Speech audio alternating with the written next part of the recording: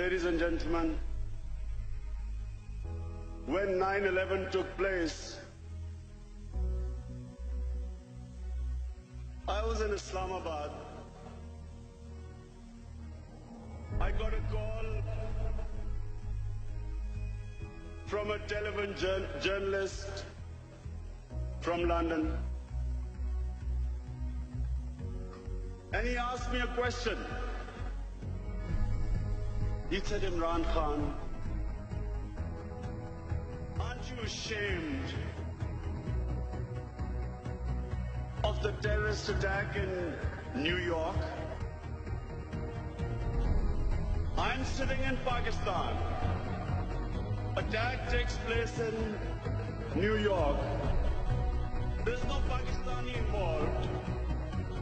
And this man is asking me to be ashamed of something because I'm part of 1.3 billion people. Political struggle was being given a religious name. How could an event like 9/11 take place? And there was never any inquiry into the root causes. Why did those people blow themselves up?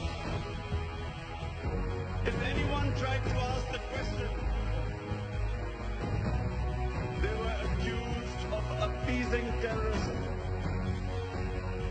They were accused of justifying terrorism.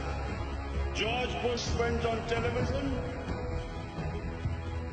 and told the world that this is radical Islam. They want to take over the world. They hate our way of life.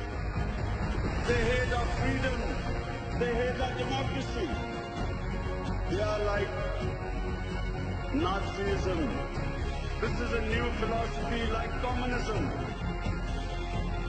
The stakeholders who had an interest in the oil in Iraq, the neoconservatives, all of them then projected this mad philosophy of radical Islam. First, Afghanistan was attacked 3 weeks after it fell.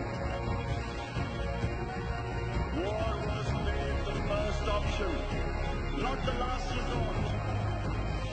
Some 50,000 people were killed when not one Afghani was involved in 9/11. Soon Iraq followed. After lies and deception, saying that Saddam was connected with Al-Qaeda,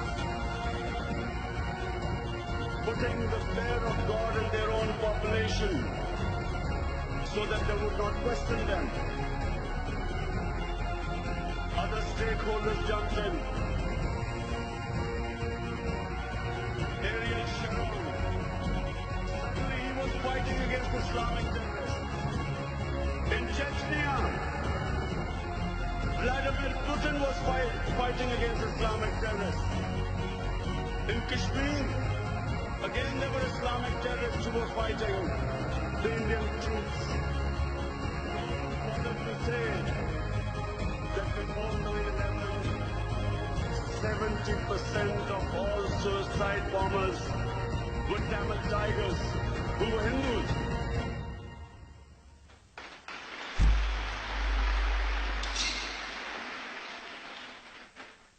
No one ever blamed Hinduism for the guerrilla warfare, terrorist struggle, freedom struggle, the Tamils would call it.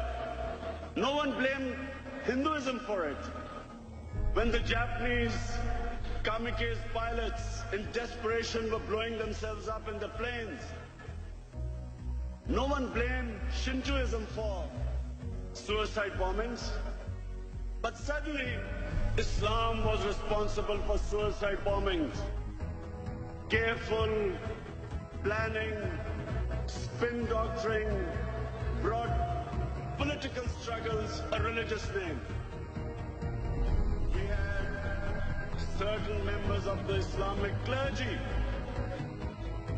immediately jumping on the bandwagon that terrorism is not allowed in Islam. We all know terrorism terrorism is not allowed in Islam. Every Muslim knows what the Prophet of Islam sallallahu alaihi wasallam said. Long before the Geneva Convention came in, the Muslims were told not to harm anyone, non-combatants, women, children, or elderly, not to destroy gardens, crops, not to treat prisoners of war. Not the way George Bush treats prisoners of war.